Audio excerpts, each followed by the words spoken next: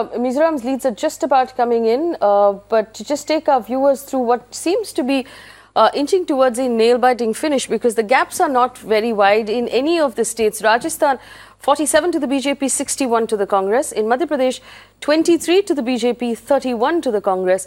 In Chhattisgarh, 13 to the BJP, 23 to the Congress, and 1 to the BSP. Mizoram, 3 for the Congress and 4 for the MNF, and that's fairly close as well. Telangana, as we can see, 29 to the TRS, and I'm sorry that flipped before I could read it, but I will come back to that number. Yes, 35 for the Congress plus of the Congress. 35. Yes, thank you. 35 for the Congress and its allies. Vinay? Yeah, no, simply put, Fabe, the easiest way to understand EVM counting is to just know how a T20 one-day game happens. The first 6 overs, the power play, the score at the end of power play is not always an indicator of the final score a team will get.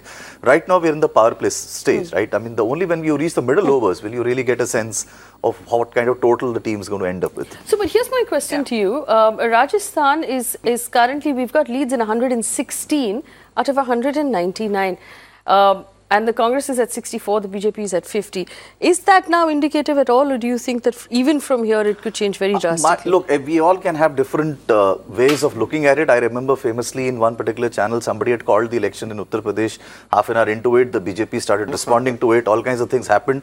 And ultimately, everybody had egg on their face. So my rule ever since then, has been that I do not hazard a guess at all till 10 a.m. because I think that's perhaps the time when it just starts getting some stability. I saw Barkha that had a comment to make about the EVMs as well. Barkha, please go ahead. Well, Faye, partly on the EVMs, I mean, I think I completely agree with Vinay that although these trends seem a bit surprising, they at least defy the logic of the exit polls. We've just got to hold our fire perhaps for another 1 hour. But I agree with Vinod that, you know, while EVMs have become a little bit like TAM rating points, wherein when TV channels do well, they say it's genuine. When they do badly, they say they're rigged. And I don't mean to question the electoral process at all. I do think that the opposition demand to match the EVM counts and the VVPAT counts is a legitimate one. And the fact is that if the Election Commission can do something to enhance the sort of credibility of the process, why not? And I think if the results go in contravention of the exit polls, you will see that noise getting louder. That's the first point. The second point is that Rajasthan, you know, you were talking about whether Vasundhara Raje has narrowed the gap. Now, one of the interesting things to note about Rajasthan is that the unpopularity was that, or the perceived unpopularity was that of the Chief Minister, never of the Prime Minister.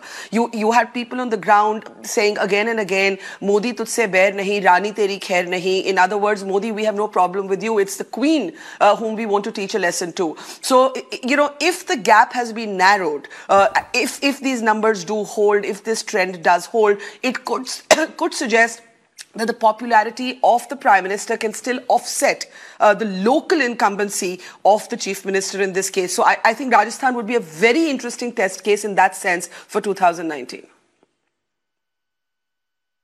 Absolutely. And just to take our audience through the numbers one more time, the Congress is leading in Rajasthan, but like we've been warned several times by the members of our panel, these are very early numbers.